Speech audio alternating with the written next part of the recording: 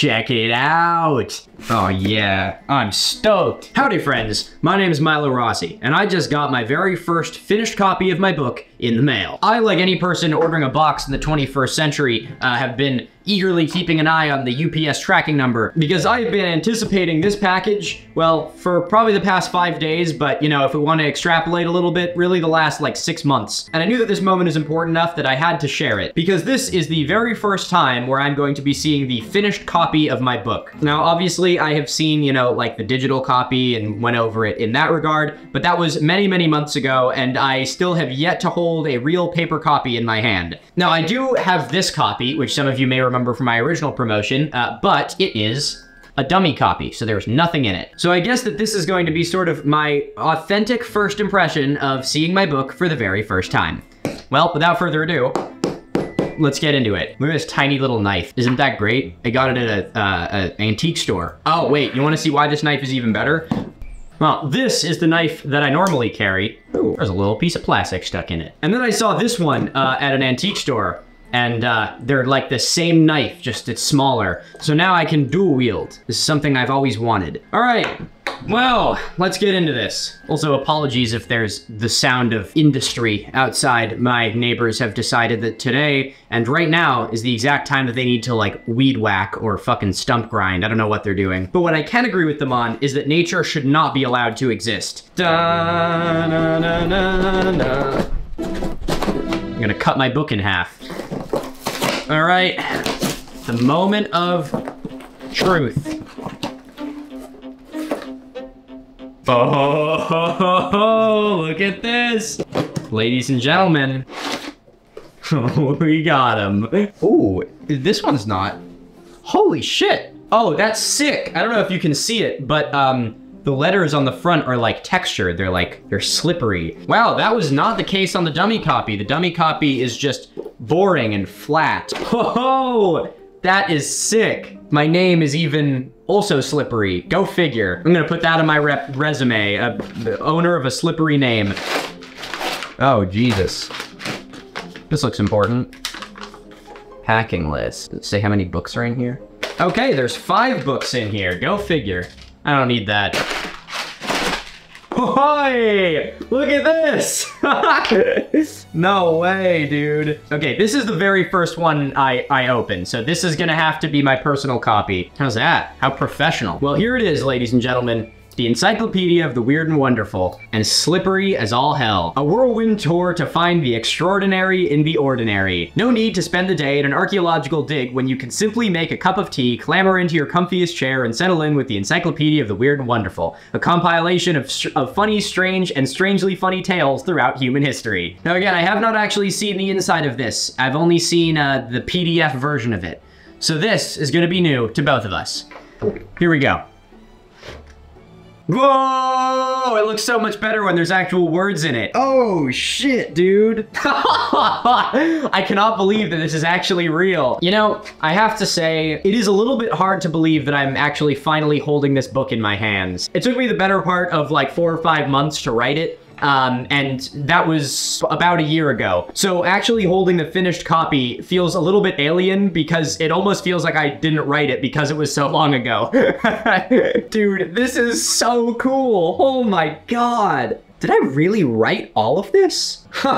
This is great, dude. I cannot believe that I'm actually holding this in my hand. So what I think I'm gonna have to do is I would really like to read the first chapter of this book on this channel. I think that it would give you a good idea of the things that it contains and also just put some good information out into the world because this contains about 100 things, each of which could have been their own video. Now, it's pretty dreary out there today, so I don't think I'm gonna go do it right now, but I just wanted to share this moment with you because this is something that I have been anticipating for like a year now.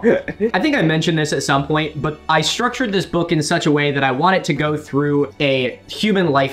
So it begins with like early childhood and takes us through other major milestones in life. Things like rites and rituals, love and sexuality, education and work, and of course it ends with death. And throughout there I talk about other important parts of human life, such as the pets that we kept and the meals that we ate. The goal of this structure is to emphasize how the world and the cultures that we live in have changed a lot over the past tens of thousands of years, but humanity itself has changed very little. So for example, the first chapter is called The Early Years, and it begins with talking about the White Sands footprints. This is the oldest entry in the chapter, dating back around 20,000 years. And from there we work our way through time, talking about striations on the walls of caves, all the way up until the Roman period, the Middle Ages, and finally something fairly modern. Oh, I did write a whole thing about hopscotch. See, what other book can you find a whole entry about hopscotch in? Dude, it looks so good, I can't believe it. Oh my god, look. It's old Rip, the Horned Toad. Now this obviously is the most exciting of the shipments I've got recently, but I also got a bunch of these, which are book plates that I have been working to sign. Have you ever written your name this many times? It is awful. So I think like the first 500 pre-orders or something like that are gonna have a signed thing from me. There's even one very special one in here. Where is it? Oh yeah, this one. Dear reader, this is the first book plate that I signed. Lucky you. If this ends up in your book, DM me. I'll send you another one. Now, the Encyclopedia of the Weird and Wonderful is officially going to launch on October 8th, I believe. For now, it's available to pre-order online, but after that, it will be available not only online, but also in bookstores. The moment that I walk into a bookstore and see my name on the shelf, I think that I'm going to have an actual aneurysm. That is something that I never thought that I would be able to achieve in my life, and here I am doing it, and I'm only getting started. I'll be doing a live talk with TalkShop about the Encyclopedia of the Weird and Wonderful on September 26th in the evening. I'll have more information on that coming out in a little bit, and I'll leave a link to it in the description of this video once I have a link to that. I know this is a little bit of a shorter video, and I thought about doing it on the second channel since currently all that's there is my archaeological unboxing series, which is one that I hate to say is probably going to be defunct now, but I haven't really posted there in over a year, and it's about to get a very big overhaul. And I decided that this is an achievement that is monumental enough that I wanted to share it with everybody on the main channel. So yeah, I'll do a video kind of reading the first chapter of this book. I'll go over some of the, you know, behind the scenes tales of me writing it, and yeah, I'm just really excited. This is a dream come true. Wait, there's one thing I want to check, and that is there is a not a typo, but I think that there was it's in the part talking about blue jeans. In order to humanize a lot of the discoveries, I added some first-person narratives along with them. And in the one about blue jeans, I feel like there was a mistype that may have made it to final print, and this is the moment where I get to check it. Yes! It didn't. Okay, we're good. I used the word piped twice in like a 2-sentence span, and I was worried that I didn't actually manage to change it in time, but I guess I did. I got a spare if you need him, piped a stocky onlooker holding an armful of lanterns. Big John, who seemed not to fully understand the implied boundaries of personal belongings, had already picked up the clothes from a nearby table and tossed them to the disheveled man on the floor.